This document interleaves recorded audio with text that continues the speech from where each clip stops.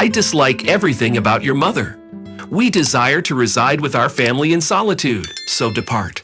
I was astonished by these words suddenly thrown at me by my eldest son's spouse, the same words that were uttered when I had to vacate my parents' residence. Now the fury surged within me at the notion of being expelled from this abode as well. "Well, I'll leave then," I declared, and gathered my possessions to relocate. That was the final straw. I vow I'll never forgive my eldest son's wife. It was time to execute my plan. As a consequence, my daughter-in-law, my name is Sandra Clark, and I am approaching 61 this year. Although I'm technically retired, I'm fortunate enough to still be employed. Even though I'm still working, it's not like I'm going to the office every day. I drop in occasionally and attend meetings. But nowadays, many meetings are conducted remotely, and I'm working from home most of the time. My eldest son seems to have the mistaken notion that I'm not working anymore. I became a widow in my 40s. Currently, I'm residing with my eldest son and his wife. My parents' residence is an old house with a large property. It has its issues, but I really admired the place. That was the reason it made moving out difficult. I'd never encountered any financial difficulties in my life. Most of my late husband's insurance payout is still untouched. It's a lifestyle where there is no need to fret about my twilight years. Even though it seems like I'm leading a carefree life, I do have some concerns. It's my eldest son's wife, Jessica.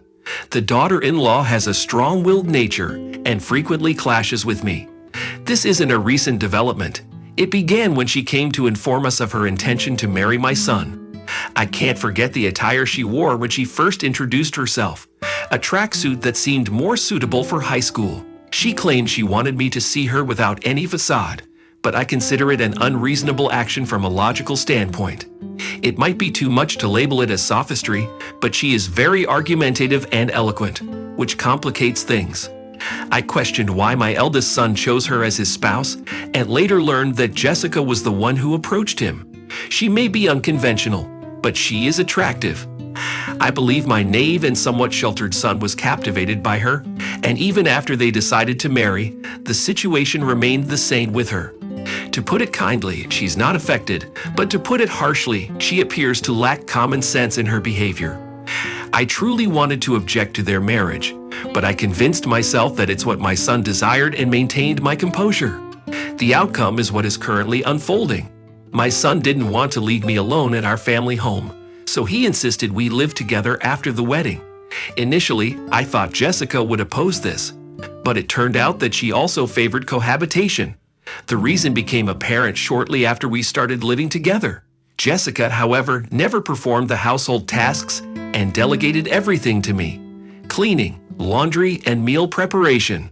She relinquished all responsibilities to me. Furthermore, she was a full-time homemaker. She resigned from her job at the time of our marriage. Despite not having to commute to work daily, I work remotely, resulting in less free time than her. While I am working on my computer, Jessica would make derogatory remarks, insinuating that I am idly passing time.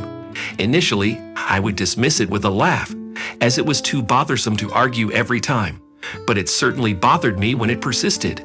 "Jessica, it seems like you have a lot of spare time. Could you assist with the cleaning?" I attempted to inquire this from Jessica, who was casually watching a TV drama.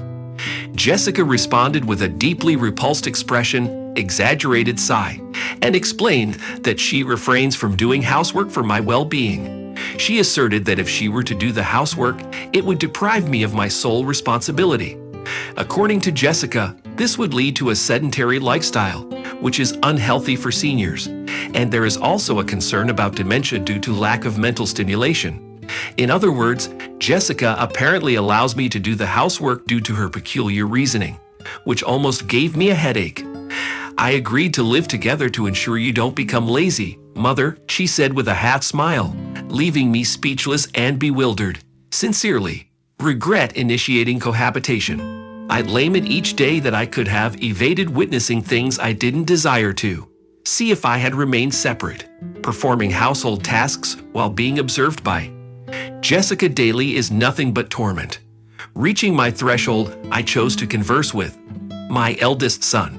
It wasn't to express dissatisfaction about Jessica. I resolved to relocate to an apartment where I could live independently.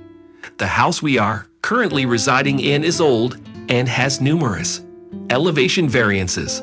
I had injured my back last year due to my age and decline, and there were numerous challenging aspects for me. I discussed with my son the hardship of living in this house, and I moved to an apartment. I felt like I had been ousted by Jessica, but I do not regret departing. The new apartment is at least I thought it might be somewhat too spacious for living alone, but I contracted for a room large enough for my grandchildren to stay over in the future. I had the interior tailored to my preference, and my own fortress was complete. But my delight was short-lived as Jessica began to visit every day and stay until evening. The new apartment is truly pleasant. Isn't it too spacious for you, Mother? Jessica remarked, reclining on the living room sofa. Come on, Mother, return to your former residence and perform the household tasks. It's for your health and longevity. Astonishingly, Jessica is urging me to return to the former residence and perform the household tasks during the day. She's so self-absorbed, and it makes me dizzy. I've already relocated from the house. You need to step up as the spouse I care for attends to all the household tasks, and my yearly checkups are consistently good. Jessica, there's nothing for you to be concerned about. Jessica turned her head away, disregarding my words. She meant to act as though she hadn't heard them. She always ignored anything inconvenient. That was her typical strategy. Even after that, Jessica came to my residence every day. Just the other day, she said it's too much trouble to go back and ended up staying the night. My parents' residence and this apartment are about a 15-minute walk apart. It was my oldest son who suggested I live near my parents' residence because he was worried. His concern made me a little sad to leave the house. One day, when I had been out on a rare business-related excursion, I returned in the evening to a surprise. To my disbelief, Jessica had let herself into my apartment. It seemed she had used the spare key I had given to my son without informing her.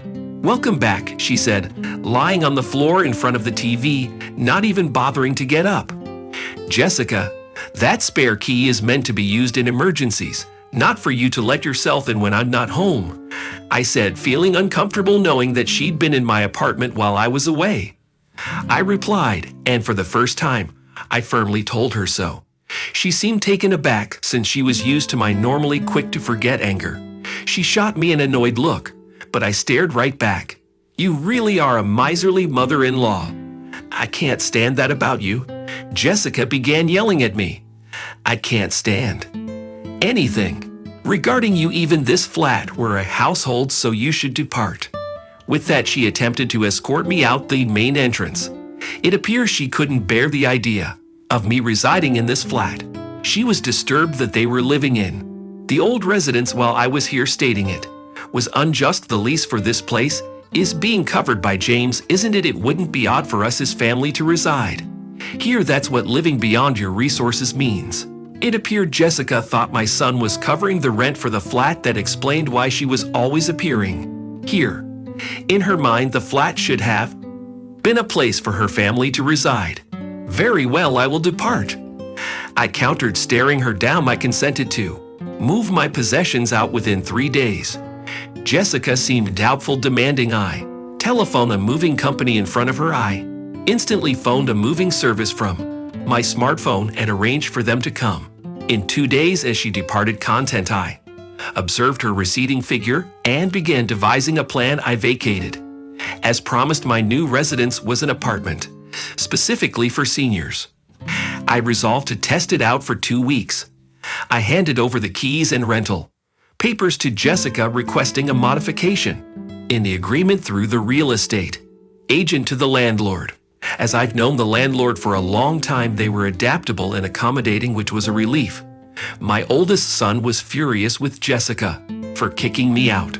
He seems to be considering divorce, but Jessica doesn't appear to show concern. Conversely, she seems to have commenced residing alone in my flat, declaring, "Well then, let's dwell apart." I can only be amazed at how audacious she is. Nevertheless, in 5 days, Jessica will discover the truth. While I was working remotely, my phone started ringing repeatedly, and the caller was Jessica. I had been expecting this, so I had a recorder prepared to capture the conversation. I pressed the record button on the recorder and then picked up the call. "Excuse me, Mother, what's the issue? With the rent for this apartment? Why do I have to pay it? This isn't fair." As soon as I answered the phone, Jessica began ranting. I could tell that she was flustered. "Oh, but Jessica, aren't you the current leaseholder? It's only fair that you should pay. Is there a problem?" I deliberately spoke in a calm and relaxed manner to annoy Jessica. The flustered Jessica seemed to become even more agitated. "But didn't James used to pay the rent here? We're not even divorced yet, so shouldn't James pay it?" When Jessica told my eldest son about the rent issue, he informed her that I knew the truth and that she should call me. In reality, there was never a time when my eldest son paid the rent. In fact, I had been financially supporting him. After retiring from my job, I remained at the company as a consultant. In addition, I have been working as an advisor in the industry, offering guidance when requested and earning a decent salary. With my established track record, I earned much more older my son. I had been covertly assisting my son while he was facing challenges because of Jessica's lavish spending tendencies. So it's a misunderstanding on your end. Jessica, originally I was the one covering the rent for that place I didn't make James pay a cent.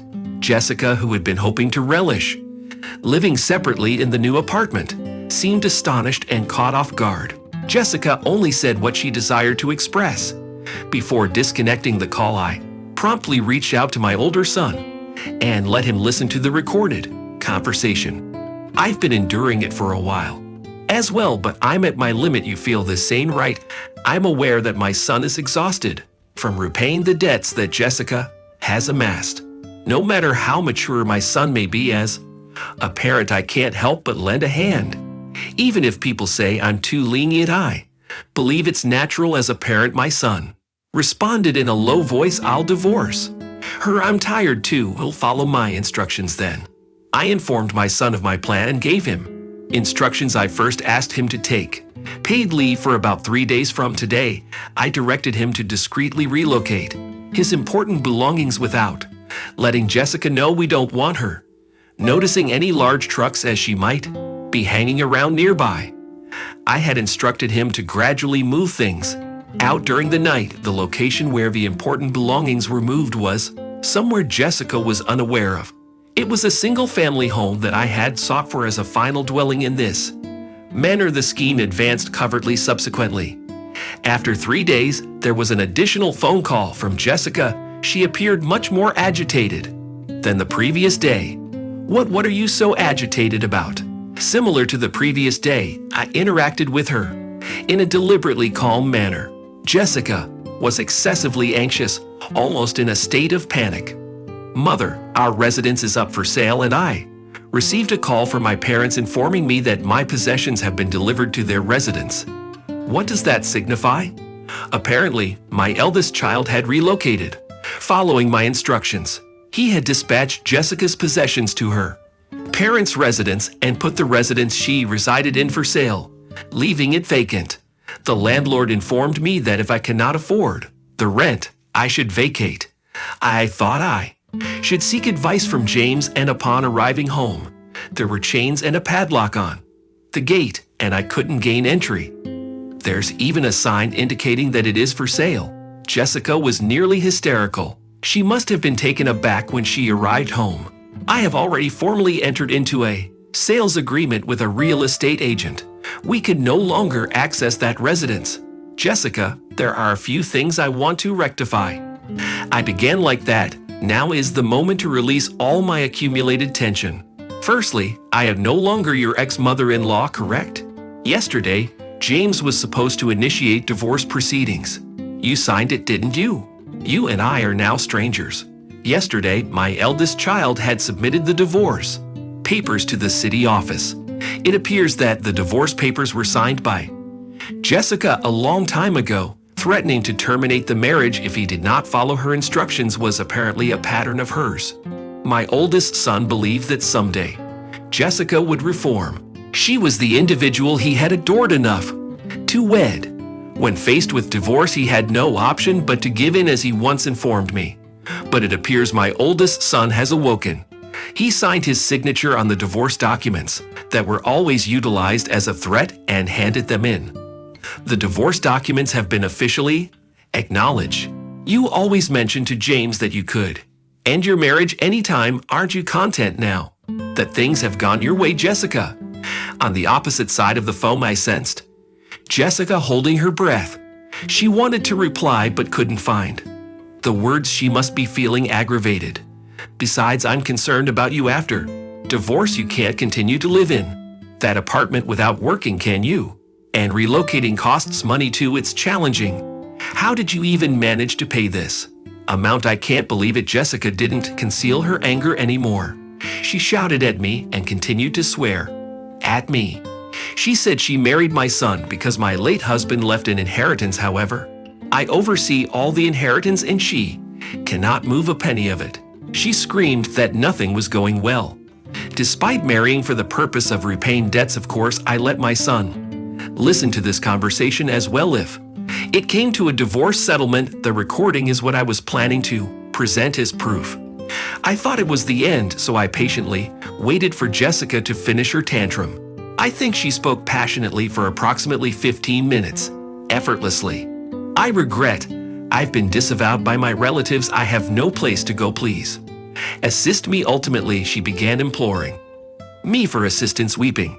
She had created difficulties for her parents because of her spending and borrowing patterns, and they disowned her. She mentioned, come to realize, I recall sensing something strange at the wedding. It dawned on me that was what felt peculiar. Jessica with no place to go, no place to return. I felt a little sorry for her, but I chose to see it as a result of her behavior. Apologizing now won't accomplish much. We're unknown to each other now. There's nothing more to discuss. Good luck with your life from here on.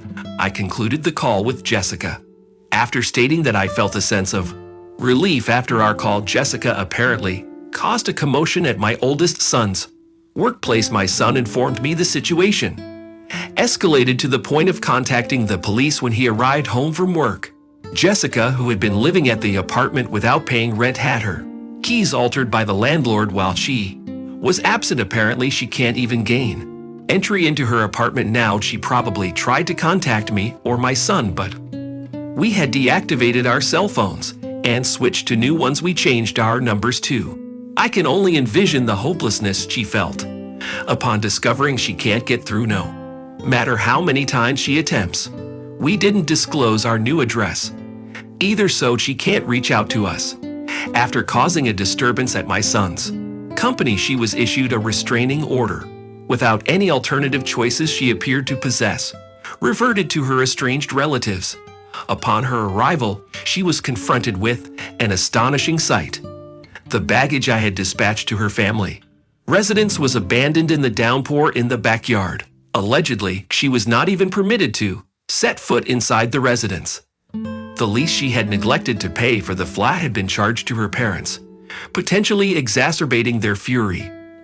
I heard speculations that she is presently residing in a flat leased by an association that aids unhoused individuals, deprived of the capacity to expend as previously. She seemed strained when I encountered her on the thoroughfare. I was astounded at how much her hair had turned silver and how parched her complexion appeared.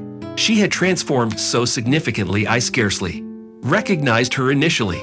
It made me realize just how much a change in habitation can impact an individual. I commenced a new existence in the dwelling I procured with my deceased spouse's legacy. I'd acquired a duplex so my progeny could wed whenever he desired. For now, my offspring dines with me, but otherwise, he manages his own affairs. I've come to believe that this is just the appropriate level of separation. The funds from the sale of my parents' abode is reserved for upcoming necessities. I intend to utilize it for my offspring and his future spouse when they wed. Naturally, I also need to retain some for any future grandchildren. I'm contemplating establishing the English garden I've always desired in my new abode. On days When I don't labor, I venture out into the garden and tend to the juvenile trees. Plants. This fresh existence, brimming with optimism, has turned into my everyday schedule.